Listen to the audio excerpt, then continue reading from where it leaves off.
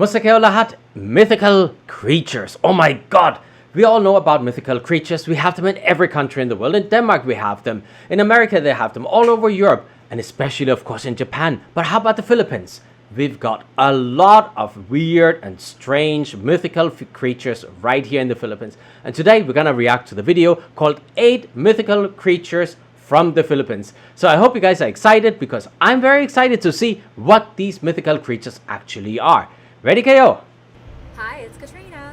From underground goblins that will curse you to evil spirits that will suck your blood. Yeah, that's so scary. Mythological creatures from the Philippines. This video was requested by Kenji Mones. Thanks, Kenji. Wow, did you already see those scary creatures? Oh my god. I think we're in for a really good video. Well, I hope so at least. I mean, there's so many scary creatures in the Philippines, right? You always hear about them. So which one we're going to see today is going to be really, really interesting. Guys, let's go on with it.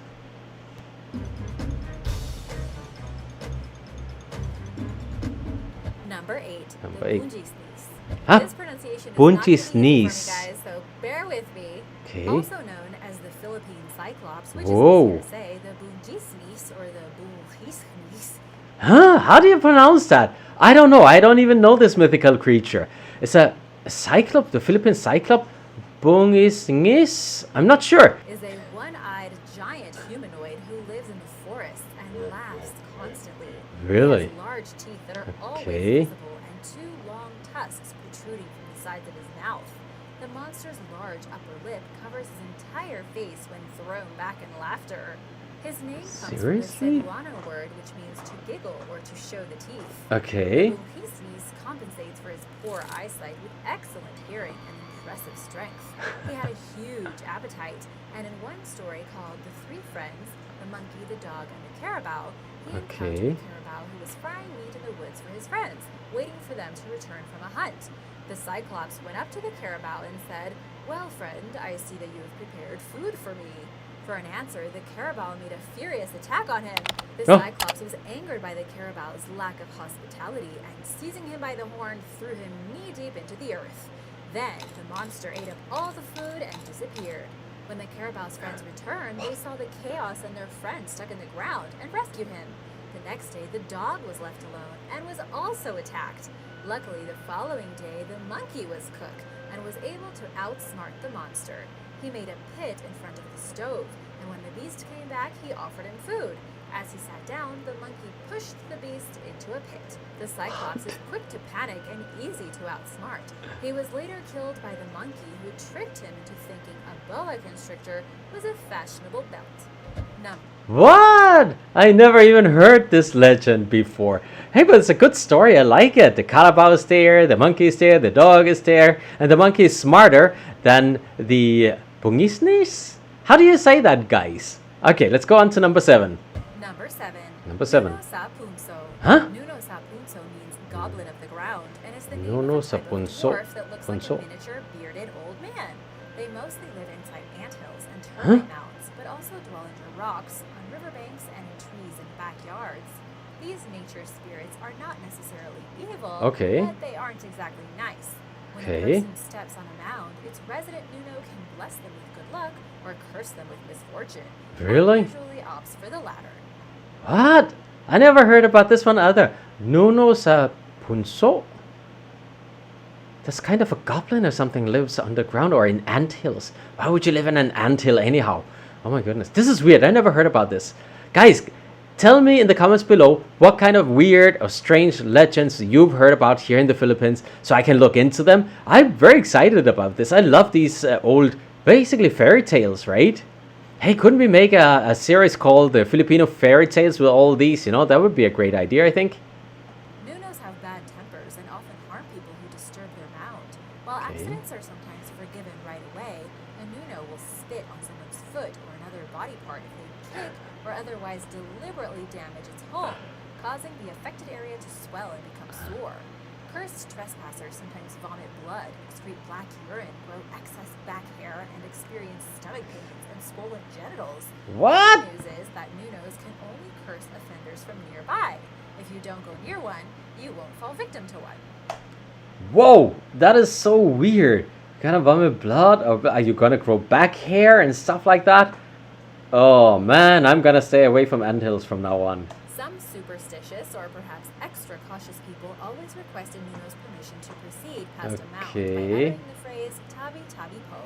People sometimes blame Wait, the Nunos people. for illnesses that modern medicine cannot treat effectively. Really? In such cases, a traditional practitioner called an albulario may perform a ritual to determine what caused the condition and whether a curse is involved. The Okay. victim's family may provide offerings of food, drink, or other items to the Nuno. If that doesn't work, they may personally request the Nuno's forgiveness. Failing to remedy the curse could result in the victim being permanently possessed by an evil spirit and going insane. People can remove a Nuno's spell by crushing its head between their fingers or thighs. But this is a bad idea. It may anger the Nuno's friends and family, and as you know, they're an unforgiving bunch. What? This gets worse and worse. Now the whole family and the friends of the Nuno is gonna come after you if you try to crush its head. Why would you crush its head anyhow? Wait, and was that a shaman we saw? This is weird, but I never heard about this one before. Nunos are attracted to large female mammals, and stationing a plump woman by the roadside will lure them out of hiding, enabling the afflicted to seek vengeance. Parents caution their children against going outside between noon and 3 p.m. and warn them to return home by 6 in the evening to avoid encountering a Nuno. People also tell their kids to be quiet in areas where Nunos may live, so as not to provoke them. That is just too weird, guys. I never heard about this. I wonder where these guys are living. Is it in Visayas only, or do they live all over the Philippines? Number 6. Number the 6. Bal-bal. The bal-bal is considered one of the most gruesome creatures of Philippine That looks mythology. scary. A bal-bal is an undead monster that steals Oh. bodies from funerals and graves and Oh my eats God. them. It appears in human form until the moon is full. Then it shapeshifts into a disfigured corpse thief. It uses its Yeah. remarkable sense of smell to find corpses to consume. The creature's sharp teeth and claws easily rip through clothing, muscle, and bone Oh. into its meal. Okay, that one is Because the scary. bal-bal only eats decaying flesh, its breath stinks, as you can imagine. After feasting, the creature places the trunk of a banana tree into the empty coffin to create the illusion that the stolen body is still there.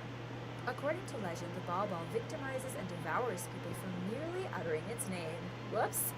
Hope I'm not in trouble. My goodness. Yes, you'll be in trouble. She did say the name, diba? Wow. That is a weird one. It looks scary. That's probably the scariest so far. Number 5. Number 5. The kibaan. The kibaan are fair-skinned, human-like men with glimmering gold teeth, wavy floor-length hair, backwards feet, and high-pitched voices. Attractive. Wow, what is happening here, man? These are some of the weirdest creatures I've ever heard of. A lot of them are very tiny or small. What is it with... Is it like a duende or something like dwarves? That's kind of a little bit strange, huh? At 3 feet tall and weighing around 50 pounds, they're the size of an average toddler.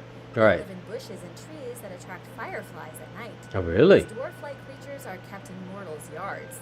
They enjoy pranking people by pulling strands of hair and stealing rice and fish. Really? They also provide their human friends with magical gifts, like Oh, pots that nice. never run out of food. Nice. The kibaan keep the area underneath their tree homes tidy and well swept. After sunset, a spicy aroma emanates from their kitchen. In one version of the story, the odor resembles fresh-cut, dewy grass. They spend their leisure time in small groups, playing miniature guitars made from nearby trees and singing. Generally speaking, the kibaan are mischievous, but good-natured. They don't take rejection well, though. The kibaan enjoys serenading local women, but if a lady turns one down, he blows a strange powder at her which causes skin diseases. Ew. To become cured, she must find the kibaan's home and ask him for forgiveness. Whoa. This is a cute little guy. What is this? A kibaan or kibaan, or I don't know how you pronounce it. But it reminds me a lot about the nisse we have in Denmark. Alam nyo, I'm from Denmark, diba? So in Denmark we have what we call a nisse, which is kind of a little like, how can you say this? It's not a troll, no? It's like well, it's basically a tiny Santa Claus, no? So it's like an elf, really. And we have a lot of different elves living in Denmark, according to legend. And they're basically the ones that evolved into Santa Claus, no? And they are very similar to these guys, you know? I mean, they can play pranks on you, you know, they can be nice to you, they can give you gifts. Sometimes they're naughty and they will steal your things, you know, and you think you just misplaced them. So that reminds me a lot about Nisse. Maybe I should make a video about mythical creatures in other countries. That could be funny to see how it is in various different countries, because a lot of them I notice are very similar. Number 4, the Tianak. The Tianak is a vampiric Tianak. creature that disguises itself as a toddler or a baby. Really? It represents the souls of unbaptized children who Oh. enter limbo after they passed away and That's a- return as evil spirits. That's scary. The Tianak usually takes the form of a newborn crying in the jungle to attract unsuspecting passerby. Oh my It's God. a clever strategy. Yeah. After all, who wouldn't follow the cries of an abandoned baby? Yeah, of course. Once someone picks the creature up, it reverts back to its original This form is and so attacks s- the person. The Tianak's appearance varies among different legends. In one story, it appears as a baby that grows fangs and claws. Okay. Another myth depicts the Tianak's true form as a gnome-like little old man with wrinkles, a Okay. long beard, and one leg that is shorter than the other, making it Ew. difficult for him to They're- get around. they're all One version of scary. the tale portrays the Tianak as a flying baby, while another describes it as a baby that transforms into a blackbird and then attacks you and I guess then flies away. Besides scaring the daylights out of Good Samaritans, the Tianak also relishes in kidnapping children and leading Really? travelers astray. I'm pretty sure I've seen TV shows where they use this mythical creature in it. If I'm not mistaken, it's either GMA or ABS-CBN, I think. Yeah, okay, let's go on to number 3, because that was one scary creature that I don't want to meet. I mean, what kind of creature would hide out and pretend to be a baby, you know, and oh my God. Okay, let's go for the next one. Number 3, mangkukulam. Ah, mangkukulam. Mangkukulam are witches that look like ordinary people Right. and possess supernatural powers, namely the ability to cast evil spells, Spells, using yeah. dark magic. Right. A stereotypical mangkukulam is an elderly woman with long, unkept grayish hair. Oh, really? who wears a black dress and thick, dark makeup. Some practice witchcraft and protect their families and property, and they tend to live isolated lifestyles and avoid society. So it's a little bit like just a plain witch in Europe, no? Very similar, no? Mangkukulam, huh? Yeah, that's one of the first creatures I actually heard about when I came to the Philippines. Still scary though. Okay. However, most perform rituals for malicious and vengeful reasons, using accessories such as voodoo dolls, needles, body parts, and victims' belongings Ew. to carry out their ill intentions. That's scary, These man. sorceresses cause plagues and other harm to humans and Really? create incurable illnesses, misfortune, insomnia, an inability to focus, appetite loss, and other mental and emotional consequences. They're also thought to be Yikes. responsible for sudden accidents and other unexplainable circumstances and events. Curse victims often rely on an herbal doctor called the albulario to diagnose them and help cure them of the spell. It's the same type of practitioner people visit when they believe they were victimized by other spirits, Right. including the Nuno punso that I told you about earlier. All right. Another way to cure a curse is to bribe the mangkukulam who cast it. Hey, Okay. everyone has a price. Number 2. Number 2. Aswang. Aswang. is a broad term encompassing a diverse array of Right. evil spirits or ghosts. There are 5 main categories of mythical beings that fall under the Aswang label that Oh, are really? almost all shapeshifters. When the Spanish arrived in the 16th century, they noted that it was the most feared of all the creatures of the Philippines. Some Aswang are vampire-like creatures who feast on blood. They often disguise themselves as beautiful women. and find a Wow, husband. nice. Then they slowly drink Nyeh. his blood until he perishes from anemia. After that, it's on to the next. Another type are creatures who crave and consume their victims' internal organs, especially liver. There are also werewolf-like Aswang who are What? human during the day and become ferocious beasts at night, Really? turning into dogs, boar, and large cats. The term Aswang also applies to witches. These diabolical beings, who are usually female, use black magic to harm people and punish those they feel betrayed by. Okay. The witches are usually reclusive, living on the outskirts of towns and villages in abandoned houses, and avoiding eye contact when they go into public. Ghouls who steal and consume corpses are That's a another type of scary Aswang. one. They're often invisible, but usually smell bad or have foul breath because of their diet. At nighttime, they rob local graveyards and funeral homes for their Ew. meals. The Aswang was almost always female and always Oh, very really? scary, becoming strong at night as it searches for its prey. In the show Grimm, the Aswang appeared in season 3. Did any of Huh? you see it? Do you guys Nope, I didn't see that.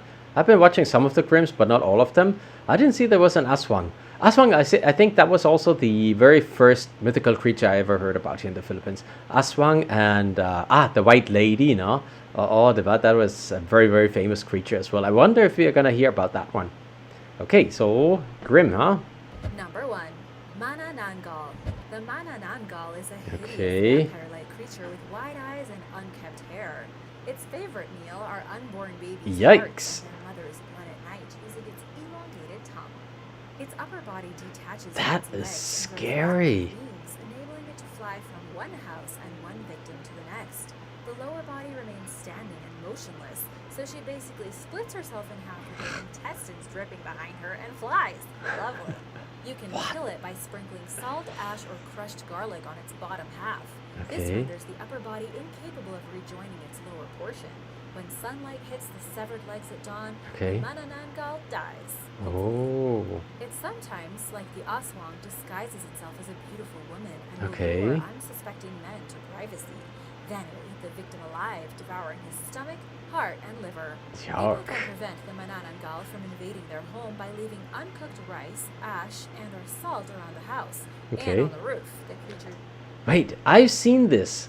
You know, when you come to some old houses, I've seen uncooked rice lying around, as well as salt and stuff like this. So that's probably because they believe in the Manananggal. No? Is that correctly pronounced? So there's still people believing in this, and still people who actually, put rice out, put salt out to prevent them from coming into the house, or at least scare them away, huh? Whoa. Nice. This is really scary, guys. The creature's favorite point of entry. Okay. Vinegar, stingray tails, and daggers are also toxic. to Stingray Manananggal. tails. Try to say that 3 times fast. Yeah. Some people believe a black chick or chicken inhabits the monster's body and Okay. keeps it alive while consuming its innards. Another legend holds that humans can turn themselves into a Manananggal by anointing themselves with oil, reciting an incantation, and acquiring an egg containing a black chick. It's not really What? clear where the part with the chick came from. Yeah. However, many stories in Europe say that supernatural creatures can empty their source of their strength into an egg. Really? Or hide their soul in an egg, therefore making it easy to hide. It is Okay. possible that Philippine mythology had similar beliefs. Maybe. Thanks for watching. Those are some of the scariest creatures I've ever seen. A few of them I already knew about, like the Aswang, no? But the others, I had no idea they existed. So I better go out and get myself some salt out there, some uncooked rice, and throw it all around the house, maybe on the roof, just to make sure that I won't be visited by any of these mythical creatures. They're really scary, honestly. Eating, oh my God, what are they even eating? And their bad breath because of the diet they are on. These are really scary creatures. I don't think we have these kind of creatures in Denmark. I'm pretty sure we don't. I mean, we do have witches and stuff like that, but these kind of scary creatures. What's going on in the Philippines? Why is everything so scary here, especially at night and especially in the jungles? Okay, so what I want to know, guys, what other kind of mythical creatures do you know? Have you ever encountered any of them? What's the story if you have ever encountered them? So leave me a comment below. Tell me a little bit more about these weird, strange, disgusting, scary, mythical creatures of the Philippines. And as always, guys, stay safe, stay home. We're going back to ECQ, so I'll be making a lot more of these videos for you guys in the next couple of weeks. I'll see you again next time. Don't forget to subscribe. Bye-bye. Thank you so much for watching, and don't forget to click that subscribe button and of course the bell button so you'll be notified when we have new videos for you.